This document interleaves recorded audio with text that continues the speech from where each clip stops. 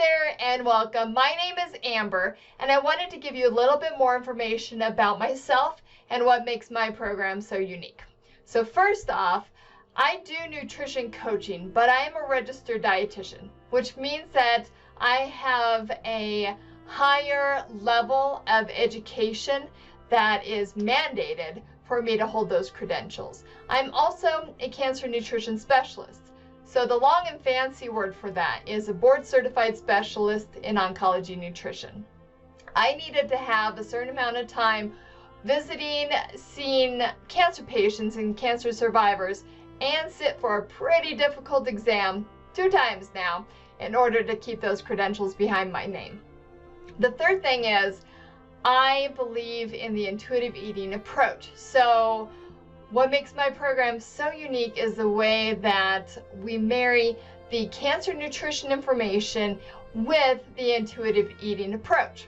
Now, there's a very good chance you've never heard of intuitive eating. So let me describe a little bit more about what that is. I wanted to give you a short, concise definition for kind of what the principles of intuitive eating focus around. So if you'll see over here, you'll see that it's a dynamic mind-body integration between instinct, emotion, and rational thought.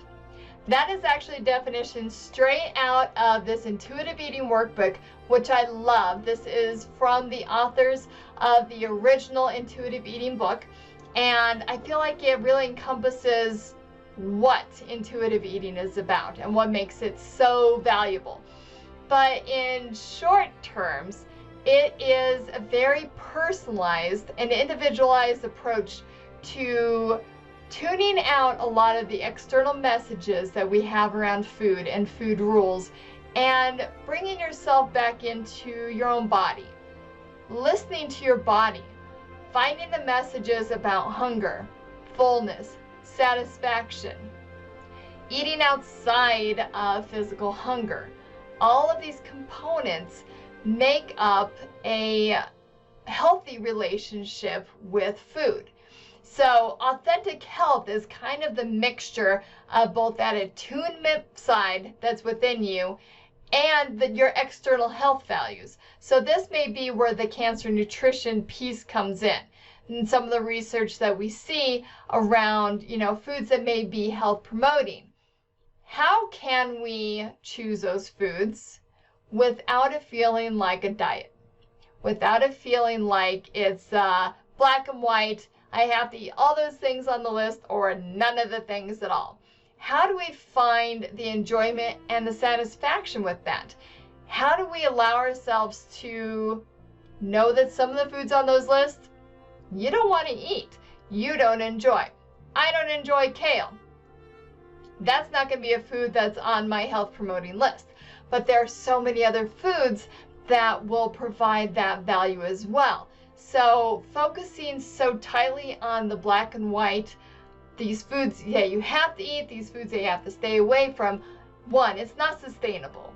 2, and it doesn't show a true authentic measurement of health.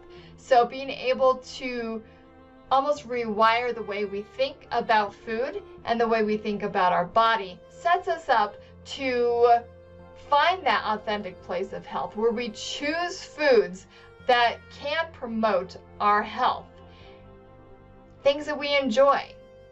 That's the key behind marrying these two concepts. Intuitive eating is an incredibly personal approach. I don't know how your body feels. Only you do.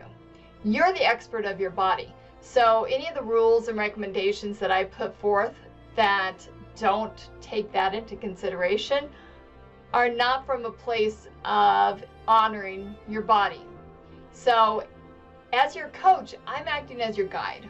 I want to bring you back into your body.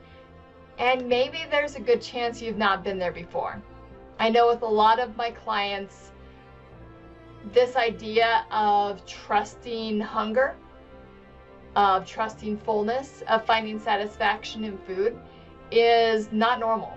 This is not the way that a lot of us were raised to eat and have beliefs around food that we can be trusted with food.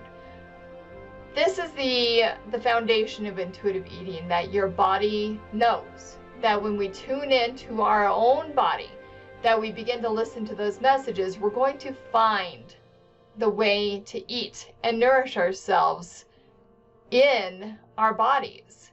So it's completely different. We're not going to listen to a lot of the external rules. Sure, when we look at some of the foods that are health promoting, let's see how those feel in our body. Chances are the types of foods that we like, that make us feel good, are those kinds of foods. But there's also a place for foods that we have full enjoyment and satisfaction from that maybe aren't as nourishing. Yes, we can do all these things. It's a balanced approach. It is a normal way of eating. So my hope within this program is to guide you back to yourself, to allow you to see that your body is your ally, your teammate, that the body is not your enemy, and that you're fighting against the things, that you want to work with your body and not against it.